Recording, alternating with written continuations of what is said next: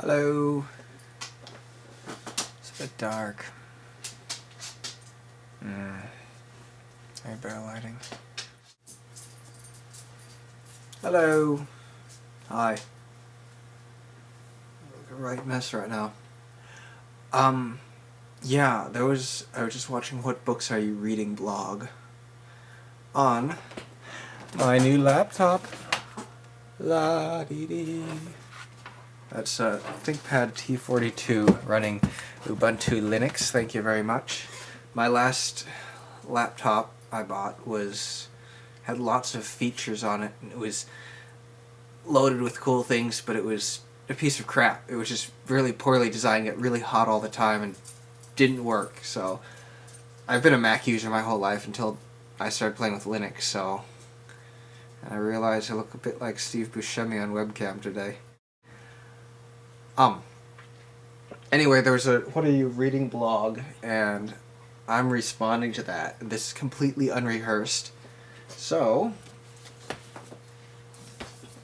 this is Bertrand Russell's A History of Western Philosophy. I have a lot of particular thoughts on philosophy, and what I like about this is that Bertrand Russell agrees with me on quite a few of them. Just very practical ideas. I think that something that a lot of philosophers that I've read have ignored is the human element in understanding things, that people don't behave logically and so on, that people are very human and very rational. And I have a lot of thoughts on studying things like morality and things like that. Simply that you're building this huge framework of ideas based on some set of axioms that you've chosen, some arbitrary set of axioms that you've chosen. And unlike science, where you can actually come up with theories and test theories and develop conclusions and so on, you can't seem to do that in philosophy. I think philosophy has made some really good contributions in terms of logic, in terms of mathematics, in terms of natural philosophy, which we know is science. But I think that Bertrand Russell, let's just say there's a lot of things that he's said that very closely mirror things that I have said myself.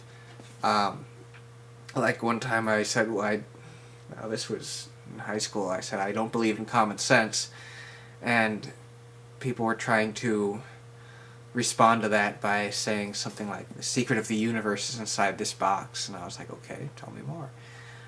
And Bertrand Russell, of course, said common sense is the metaphysics of the masses, and so on. And I got some Christmas books, which I very look forward to reading. This is called Anubis Gates. It looks kind of like a kind of pulpish science fiction book. I think it's something that I added to my Amazon wish list on a whim one day. I look forward to reading it. It looks like something I would read. Well, I'll read the back. It says, an ancient Egyptian sorcerer whose powerful magic can enhance the history of the entire world. A modern millionaire with a sinister plan who journeys back to England in 1810. A werewolf who switches bodies, then kills his victims to keep his identity a secret.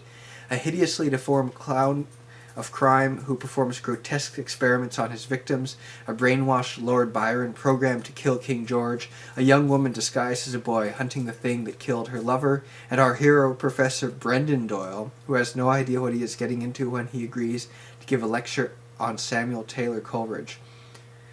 Like I say, there's a lot of elements in there that are things that I'm interested in, so this is John O'Farrell's An Utterly Impartial History of Britain, or 2,000 Years of Upper-Class Idiots in Charge. I don't know as much about British history as I'd like to, so I look forward to reading that. This is one that I know I put on my Amazon wish list, and my brother got it for me, and I think he got me a play version, and I think that he wasn't sure what he was buying or something, because I know that there's it's actually based on a proper book, but this is Heart of a Dog by Mikhail Bulgakov. The same person who wrote, of course, the, what do you call it? The Master and Margarita, which is a Russian book I very much love. And this is Syrup by Max Berry. I think this is actually the Australian printing. He's the same fellow who did Company and Jennifer Government. Jennifer Government you might know from the Nation States website that was popular a few years ago, and now there's a Facebook app called Nations, which seems to be based on that. I've started playing with Nations, and I'm getting very into it. I've designed a flag, I've made a blog for my nation, the Demokratische Republik Haljonia, and so on. And, of course, I read The Economist, but I'm not a conservative. It's because it's really just a really excellent source of world news. And I also read The Nation and The Atlantic, and I go to the library to read The Guardian when I have the time. And that's pretty much what I'm reading right now. Cool.